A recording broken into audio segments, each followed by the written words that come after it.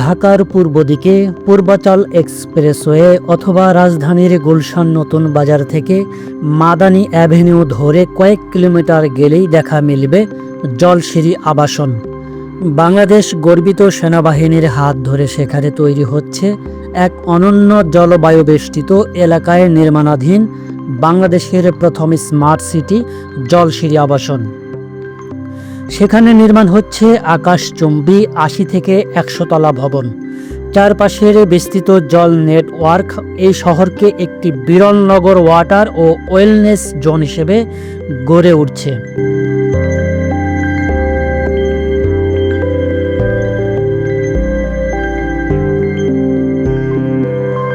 প্রকল্পের মূল লক্ষ্য হল ঢাকার অতি ভারী জনসংখ্যার চাপ কমানো এবং শহরের নিকটবর্তী এলাকায় সুপরিকল্পিত ভারসাম্যপূর্ণ উন্নয়ন নিশ্চিত করা।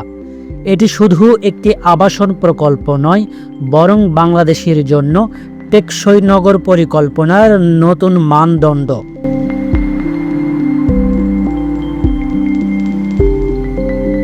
প্রকল্পের কেন্দ্রে রয়েছে সিবিডি অর্থাৎ সেন্ট্রাল বিজনেস ডিস্ট্রিক্ট। এটি শহরের বাণিজ্যিক ও আর্থিক কেন্দ্র। জলসিঁড়ির পরিকল্পনা বিশেষভাবে জল ও প্রাকৃতিক পরিবেশের সঙ্গে সংযোগ স্থাপন করেছে। নকশার ধারণা এসেছে নদীর পানির ওপর পড়া একটি বিন্দু ছড়িয়ে পড়া তরঙ্গ থেকে। এই নীল তরঙ্গ বাংলাদেশের জাতীয় সৌন্দর্যকে প্রতিফলিত করে এবং শহরের উজ্জ্বল ভবিষ্যতের প্রতীক হিসাবে।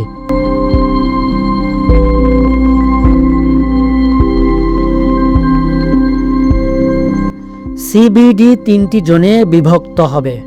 ১. বাণিজ্যিক জোন, কম উচ্চতার ভবন। ২. ব্যবসায়িক জোন, উচ্চ টাওয়ার। ৩. আবাসিক জোন, মধ্যম উচ্চতার ভবন। নদীর বিপরীত তীরে স্থাপিত হবে সেন্ট্রাল হাসপাতাল এবং কনভেনশন সেন্টার। মাস্টার প্ল্যানের কেন্দ্রে থাকবে সেন্ট্রাল কমপ্লেক্স, যা সাংস্কৃতিক ও বাণিজ্যিক কার্যক্রমের কেন্দ্রবিন্দু হবে। শহরের সেন্ট্রাল পার্ক ও একটি মসজিদও নকশার একটি অংশ।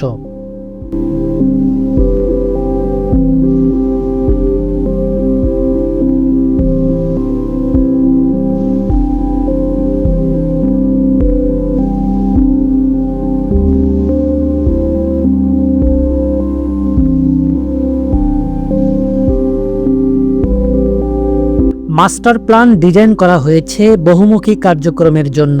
এখানে ব্যবসা, সংস্কৃতি, অফিস, বিনোদন এবং শিক্ষা সংক্রান্ত সুবিধা মিলিতভাবে ব্যবহৃত হবে। 2টি টুইন টাওয়ার হবে সিবিডির ল্যান্ডমার্ক। উচ্চতা হবে 250 মিটার। অন্যান্য অফিস টাওয়ারের সর্বোচ্চ উচ্চতা হবে 140 মিটার। আবাসিক ভবনের উচ্চতা হবে 80 থেকে 100 মিটার।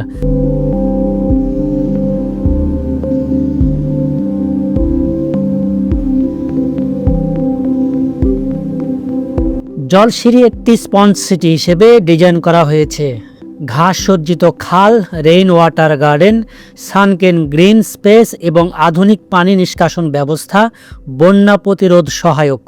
স্মার্ট বিল্ডিং প্রযুক্তি ব্যবহার করে সৌরশক্তি, ডাবল কার্টেন ওয়াল, জিওথার্মাল হিট পাম্প এবং বেসমেন্ট ভেন্টিলেশন সিস্টেম স্থাপন করা হবে।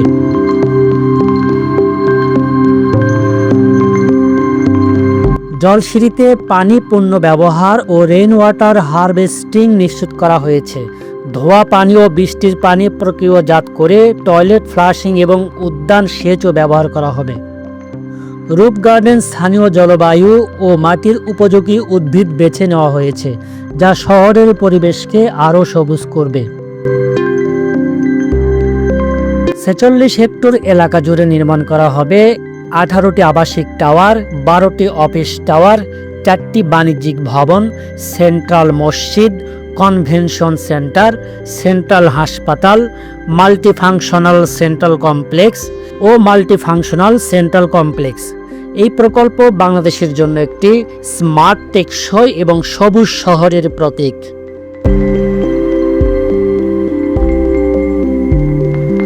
জলসিঁড়ি আবাসন স্মার্ট সিটি দেখাচ্ছে কিভাবে প্রযুক্তি, প্রাকৃতিক সৌন্দর্য এবং মানুষের জীবনধারা একসাথে সামঞ্জস্যপূর্ণ নগর পরিকল্পনা তৈরি করতে পারে।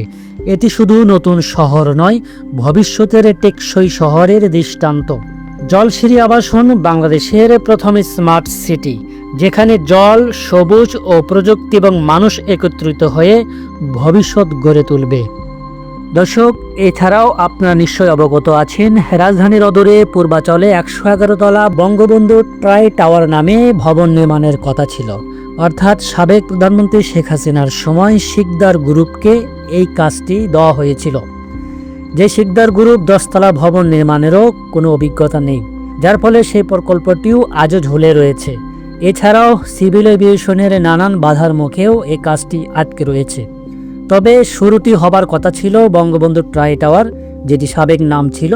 তবে সেটি বন্ধ থাকার ফলে বাংলাদেশ সেনাবাহিনীর হাত ধরে জলসিঁড়ি আবাসন এলাকাটি বদলে যাচ্ছে। কত অল্প সময়ের মধ্যে এই এলাকাটি কতটা পরিবর্তন এসেছে, যারা কেবল এসেছেন তারাই বলতে পারবেন। এছাড়া ভিডিওর মাধ্যমেও দেখতে পাচ্ছেন। পরিশেষে বলবো, যাদের অর্থ আছে, যদি পারেন, যদি সম্ভব হয়, পূর্বাচল অথবা জলসিঁড়ির আশেপাশে প্লট কিনে রাখতে পারেন। একটি সময় গোল্ডের চাইতেও দামি হবে এই এলাকাটি। বিশেষ করে পূর্বাচল এক্সপ্রেসওয়েটি হবার পরে এই সড়কটি বা এই এলাকাটি বদলে যাচ্ছে। পাশাপাশি পুরাতন শহর হিসেবে পুরান ঢাকাকে আমরা চিনে থাকি, বর্তমানে গুলশান বাড়িধারাকে আমরা নতুন ঢাকা হিসেবে চিনে থাকি। তবে একটি সময় এই গুলশান বনানী পুরাতন ঢাকা হিসেবে বিবেচিত হবে, নিউ টাউন হিসেবে এই পূর্বাচল এলাকায় হবে। যেহেতু সুপরিকল্পিত নানান সুযোগ সুবিধা নিয়ে তৈরি করা হচ্ছে, বিশেষ করে খেলার মাঠ, স্কুল, কলেজ, লেক, অর্থাৎ যেগুলো মানুষের মৌলিক চাহিদা, সেগুলো কিন্তু সকল কিছুই থাকবে এই আধুনিক টাউনগুলিতে। দর্শক, আজকের মতো এখানেই বিদায় নিচ্ছি। যে যেখান থেকে ভিডিও দেখছেন সবাইকে ধন্যবাদ জানাচ্ছি। দেখা হবে আগামী কোনো পর্বে। সে পর্যন্ত ভালো থাকুন, সুস্থ থাকুন। আল্লাহ হাফেজ।